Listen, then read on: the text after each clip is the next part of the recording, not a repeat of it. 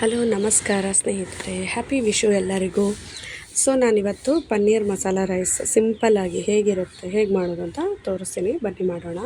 So ಒಂದು ಬಾಣಲೆ ಇಟ್ಕೊಂಡು ಅದಕ್ಕೆ ಒಂದು 2 ಸ್ಪೂನಷ್ಟು ತುಪ್ಪ ನೋಡಿ, ಅದಕ್ಕೆ ಜೀರಿಗೆ ಹಾಕಿದ್ದೀನಿ. ಜೀರಿಗೆ ಒಂದು ಸ್ವಲ್ಪ ಹಾಕ್ತಿದ್ದಂಗೆ ಸ್ವಲ್ಪ ಕರಿಬೇವು, ಸಣ್ಣಗೆ ಹೆಚ್ಚಿಟ್ಕೊಂಡಿರುವಂಥ ಟೊಮೆಟೊ. ಸೊ ನೋಡಿ, ಚೆನ್ನಾಗಿ ಟೊಮೆಟೊ ಸ್ವಲ್ಪ ಮೆತ್ತಗಾಗೋ ತನಕ ತುಪ್ಪದಲ್ಲಿ ಬಾಡಿಸ್ಕೊಳ್ಳೋಣ. ಸೊ ತುಪ್ಪ ಬೇಡ, ತುಪ್ಪ ತಿನ್ನೋಲ್ಲ ಅಂತಂದವರು ಎಣ್ಣೆ ಯೂಸ್ ಮಾಡ್ಬೋದು. ಸೊ ನನ್ನ ಮಗಗೆ ತುಪ್ಪ ಇಷ್ಟ ಆಗುತ್ತೆ ಅಂದ್ಬಿಟ್ಟು ನಾನು ತುಪ್ಪ ಹಾಕಿದ್ದೆ. ಅವ್ನಿಗೆ ಈ ಥರ ಇಷ್ಟಪಡ್ತಾನೆ ಅವನು. ಸೊ ಅರಿಶಿನ, ಹಸಿ ಬಟಾಣಿ ಹಾಕ್ತಾಯಿದ್ದೀನಿ. ಹಸಿ ಬಟಾಣಿ ಇತ್ತು ಅಂದರೆ ಹಾಕಿ, ಇಲ್ಲಾಂದರೆ ಸ್ಕಿಪ್ ಮಾಡಿ. ಹಾಕಿದರೆ ಚೆನ್ನಾಗಿರುತ್ತೆ, ಟೇಸ್ಟು ಡಿಫ್ರೆಂಟ್ ಆಗಿರುತ್ತೆ. ಇಲ್ಲ ಅಂತಂದ್ರೂ ಕೂಡ ಚೆನ್ನಾಗಿರುತ್ತೆ. ಸೊ ಸಣ್ಣಗೆ ಕ್ಯೂಬ್ಸಾಗಿ ಕಟ್ ಮಾಡಿ ಇಟ್ಕೊಂಡಿರುವಂಥ ಪನ್ನೀರು.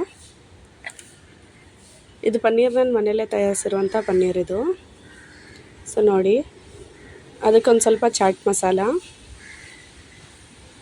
ಮತ್ತು ಒಂದು ಸ್ವಲ್ಪ ಖಾರ, ಒಂದು 1/2 ಸ್ಪೂನಷ್ಟು ಖಾರದ ಪುಡಿ ಹಾಕಿದ್ದೀನಿ ಅಷ್ಟೇ. ನಿಮಗೆ ಇನ್ನೊಂದು ಸ್ವಲ್ಪ ಜಾಸ್ತಿ ಬೇಕಂದರೆ ಜಾಸ್ತಿ ಕ್ವಾಂಟಿಟಿ ಹಾಕ್ಕೊಳ್ಳಿ, ಯಾಕಂದರೆ ಒಂದು ಸ್ವಲ್ಪ ಕಮ್ಮಿ ತಿಂತಾನೆ ಖಾರ, ಅದಕ್ಕೋಸ್ಕರ.